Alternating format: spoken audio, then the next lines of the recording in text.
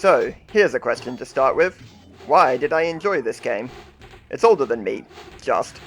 And it boasts some exceptionally dated controls while its graphics are only barely capable of showing you what's going on.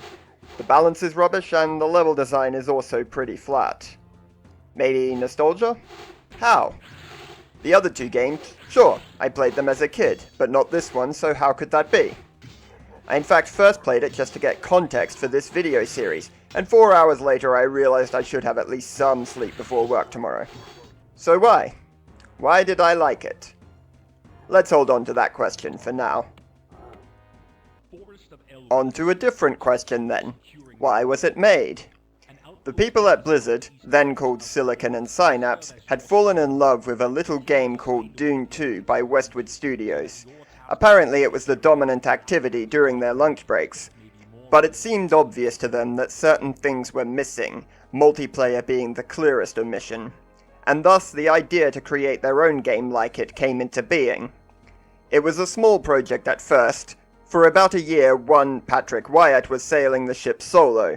Literally an indie game start. It was only in early '94 that the team expanded and it became the company's main project.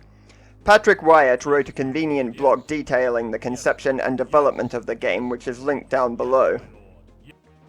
That was still far from a guarantee of the game we would eventually get. At the time, it was looking to be a Warhammer tie-in, which the art style still somewhat holds to. There was also this idea that the series should cover multiple settings, and Orcs and Humans was just a fantasy iteration of a wider franchise, united by mechanics rather than story. This seems to have mostly fallen through because the first game sold too well to abandon its world. Kind of went the other way around in the end. The setting stayed true, but the genre shifted. Regardless, development came along and soon they had solid play mechanics and a damn fine CGI cinematic to introduce and promote it, but nothing was written for the narrative. That's when Bill Roper was contracted to do some voiceover, and the man's voice is just mwah! Why do you keep touching me? During said contract, he ad-libbed what is now the opening narration. Shortly after, he was hired in a more permanent sense to write the lore, the briefings of each mission, and provide the voices in the game. All two of them. All these stories show us how much they were working to make the game great. Perhaps they would have worked longer if they could, but eventually the game had to come out. In November of 1994, it hit the shelves and was ready to go. Opening up the game will introduce you via the cinematic I just mentioned as a way of establishing a small amount of backstory. What is given is fairly generic but also very simple and doesn't waste your time on details. It's a game that wants you to start playing as quickly as possible. If you are keen on the story and craving a bit more, you can go read a book. Literally, that's where games put their lore back then. I refer of course to the manual. While it does flesh out the story, it takes a rather unnuanced view of the whole situation. The humans are prosperous and good under the leadership of King Rin and King Lane after him, while the orcs tend to go to war because, well, it's either that or watch Netflix. One day, a super powerful child called Medivh is born, and his sheer existence opens a rift between the worlds of the humans and that of the orcs. The orcs then turn this into a proper portal and use it to start ravaging the human villages. The humans respond, and the war begins. The humans, being more organized than the orcs, were winning at first. But oh dear! One Blackhand took control of the horde, and he actually knows some shit about tactics and strategy. So going forward, we are in for a major back and forth and serious conflict in the days to come. Oh, and Medivh went mad for some reason. This is described from both sides of the conflict via in-universe characters, specifically Garona and Lothar. It's quite charming in the attitudes presented by each side, and not without its sense of humor. This is a small example of what you'll see in the game proper. No expense spared, it all comes from love. Yes, a different time, where Blizzard and love belonged in the same sentence. Personally, I feel it's most seen in the art. The character of the game is strong right from the first map, from its expressive unit portraits to its bold environmental coloring. Interestingly, Artist Samwise Didier has stated that the art style of Warcraft really began with the second game, while the first instead followed some more generic lines. I've got to say, I kind of see the Warcraft art style in this game despite that. It looks to me like the over-the-top proportions and cartoonish weapons even this early were already present, with some refinement needed, but the foundation is laid. Though it might be that the resolution is too low to tell the art styles apart, and my mind is filling in the blanks. So let's go back to that question. Why do I like this game? Well, is this it? The art, the passion, the character that still shines through to this day? I'll say yes, in part. But there's plenty of games which can boast all of this that I haven't been able to play quite as easily. Or indeed at all. So let's keep looking. Likely the first thing you'll do is start a campaign. You'll be given a choice of two, the humans and the orcs, as the game's namesake would imply. They run in alternate timelines, allowing the player to effectively decide the outcome of the war. That's a nice perk, but the downside is that the arc of both campaigns can be described as, you will start winning, then you'll win some more, then you win. Not really the most riveting stuff, eh? Not that there aren't attempts to make the opponent look competent, such as when the Horde kills King Lane, but it's not much of a defeat since it does nothing to stop you or even hinder you from destroying them a bit later on. In fact, it clears the way for you, the player character, to become king, so a cynic might say that it actually helped you. Now, alternate timelines can be made more engaging, as later RTS from this series and others have shown, but alas, it's pretty boring here. However, all of that kind of misses the point. Each mission, more or less, exists as its own little scenario, its own little story, and each of them tell a rags to riches narrative starting with struggling against desperate odds to eventually control the land for yourself. I've always loved the way that RTS can naturally tell these huge stories that center on a people as a whole, and not just a few characters. With that being said, it's easy enough to get a little bored with the same story being told again and again and again, and so it's still nice to have a sense of the wider story beyond the individual maps. There is some level of saving grace here. A 3D world map will slowly materialize at the start of each mission, showing progress in the war. Somewhat more effectively for the human campaign given the eastward direction it fills in, as opposed to the seemingly random fillings of the orcs. A more significant progress though would be the addition of new units as the campaigns go. This time more effective for the orcs given the occasional narrative explanation for their appearance. And of course, in the final mission you get to siege the other faction's headquarters, Stormwind Keep or Blackrock Spire. Compared to the other maps mechanically, this is just a sprite change, but damn if it doesn't have a noticeable effect. When the deed is done, you are given a multi-explosion fanfare that celebrates your glorious achievement. Then a possible moment of awkwardness when nothing happens, and you realize you have to run around burning a bunch of farms to actually finish the game. Regardless, it is a great moment with a strong sense of being pivotal in history, forever to be remembered. Sadly, there are a lot of players who simply will never get to see this. Yes. The gameplay is where Orcs and Humans really must earn its keep. It seemed to impress at the time, but it has aged. It has aged a lot. It wishes it was milk. Counterintuitive would be the word of the day. Hell, I was near the end of the game before I even figured out how to do a box select. You will find that right-clicking is not for issuing orders, but rather for moving the camera, so you'll need to get used to specifying orders more directly, and shortly after I suspect you'll notice how little attention many of your units will pay to nearby fights. Although ranged units at least seem to get involved with decent gusto. So to control your units well, you really are going to need to be good at hotkeys in this game. The game makes decent allowances for this by having harvest and attack hotkeys double as a move command if they don't have a target. This is extra nice because M is about the worst positioned key on the keyboard for repeated use, but I know people who would consider this alone a deal breaker.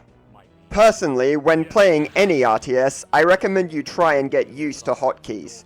Not because you will get better at the game, though that is nice, but also because the game itself will get better for you. Let's stop that argument here though, as Warcraft 1 is not a smooth place to start. I'll talk about it more in the Warcraft 3 video. Even once you know how to control your army, you'll still hit roadblocks. Microing a fight often feels a bit of a fool's errand, given that units will not follow new orders until they move into alignment with the grid, which due to the slow movement speed is often a substantial delay, though my dumbass didn't think to actually check if you could increase the game speed.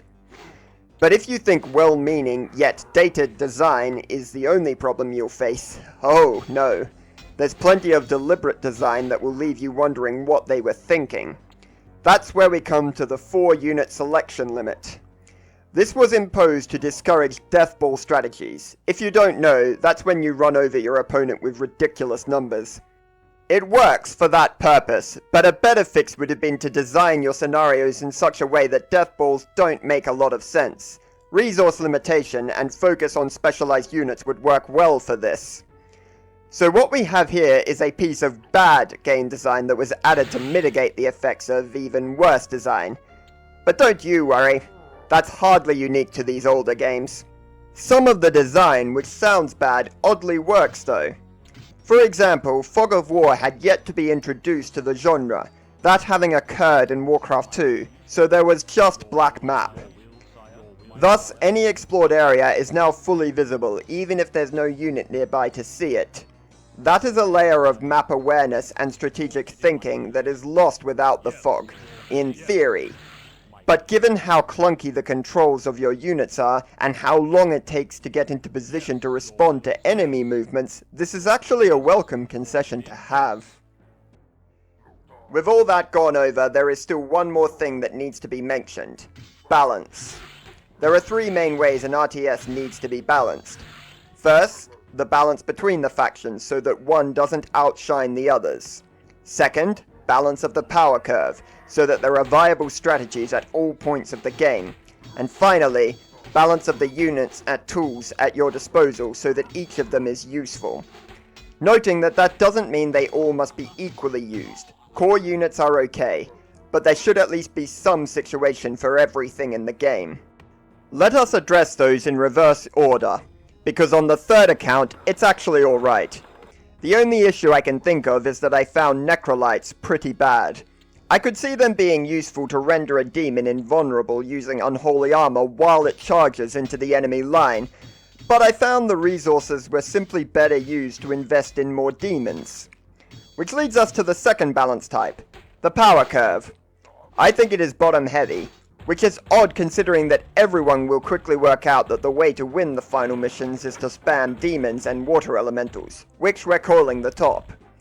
But my intuition tells me that in competitive play, archers or spear throwers in the early game will almost always win. Nothing will effectively stop a mass of them before these late game powerhouse units, but they take too long to come online and save the day. The only spanner in the work would be catapults, but they too won't be too much of an issue so long as you've scouted properly and see them coming. However, I might be speaking out of my arse here. I haven't played this game against another person. Still, if we assume the early game dominance, then the faction balance is easy. Humans are better. A lot better, and that is even reflected in the difficulty of the campaigns. The races are largely built on aesthetically different but statistically near identical units with only small tweaks here and there. The most important would be the spear throwers, which do 25% more damage, and in comparison the crossbows, which have 25% more range. This means that crossbows will often get 1 or even 2 more shots in before the spear thrower can even start attacking. In critical mass, this means that any unit will die before it gets close enough to start fighting, including the spearman. And if they mass spearman back against your crossbows, your units will naturally form an advantageous concave, and your units in the back ranks will be able to continue fighting, whereas the spearman will get no such luck. Take note, kids, range is almost always better than damage. It gets even worse though, because the humans have some stupidly good mid-game support with clerics. The healing spell is OP. If you have 4 or more clerics and are on point with casting it, your unit should never die. Orc's response is the Necrolight's Raise Dead spell. Yeah, I don't care. Unholy Armor could in theory be used the same way heal is, but the gold and mana cost make it a pretty poor substitute. The only advantage orcs have are demons, which when on the field are the best thing in the game by far, but again, good luck getting to them in time. For this reason, as well as slightly better narrative continuity, I recommend playing the human campaign first. That is, if you intend to play both. Let's quickly dismiss the idea that the answer to my original question is good aging or gameplay. For all the things I can say about this game, that is not among them. The campaigns are fun, but clearly the developers designed them around only one playthrough, with whichever race you prefer. While the maps have different layouts, the goals of each mission are close to a mirror of the other campaign, such as there is one where you need to defend a base and then build up from it, one where you're trudging through the mines fighting ogres, and one where you're up against 2 opponents at once. You more or less play the same way in both campaigns, except for baseless missions, where the orcs must rely on the aforementioned and very shit Raise Dead spell, while humans can easily just heal any damage they take. As said above, the human campaign is easier for all the balance reasons stated, but also because you won't find invisible units sneaking behind your army and killing all your workers. Worth noting that the AI will target workers over buildings, so giving them a few guards can be a good idea. With that said, both campaigns' difficulty is somewhat backwards. I don't think the developers really knew what makes an RTS hard yet. While they did give the enemies larger armies and more bases, this was alright because they also put a hell of a lot more gold in the mines, which in turn gave a lot more room for error to the players. As such, you will probably find yourself breezing through the final few missions once you've worked out your strat. If you're having fun though, it still works as relaxing therapy rather than intense challenge. After all, by this point your side controls most of Azeroth, so it kinda makes sense that the difficult part is over. Doesn't make for the most nail-biting climax, but let's not whinge about that anymore. Once you've won, you get a lovely send-off describing your side's celebration, and some very clear sequel bait. Never fear though, the game is not done with you. Oh no, not yet. Innovation was not necessarily soaring in the first game, largely remaining true to the formula laid out by Dune 2. However, there are 2 things of note. First, selecting multiple units at once, a function that Patrick Wyatt was quite proud of and spent a large time just messing around across the map with it, and rightly so. But it is hard to argue that the biggest feature was the multiplayer, and that's where the game wishes you to go upon campaign completion. Which I didn't, but that's beside the point. No BattleNet existed in those days, but you could get a game going through your modem or local area network. This was a massive step up at the time, and possibly the most pivotal feature since the modern RTS came into being, a whole game ago. Dev Rob Pardo, aka Blizzard's first dedicated game designer, stated in an IGN interview, "The very early games, Dune 2 and Herzog's Zwei, all started without multiplayer.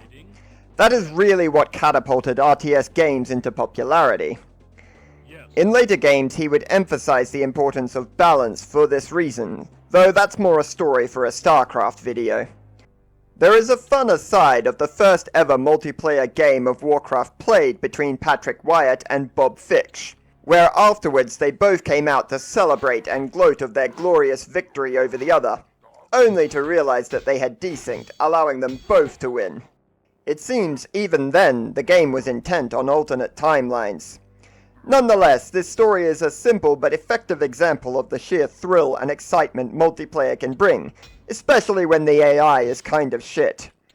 You can still play versus the AI if you like, but just note that when you do, the enemy starts with a full-size town, so you won't get very far starting with just a few peasants.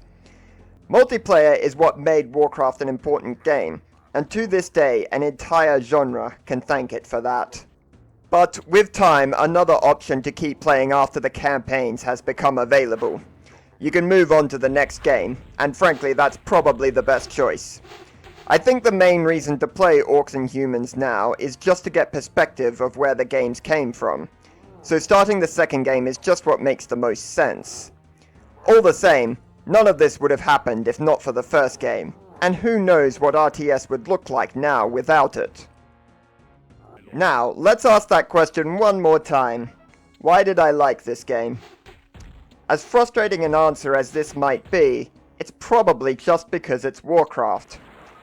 It had the tie-in to the games I loved and in no way feels disrespectful of them, which would be kind of hard considering this was the first game.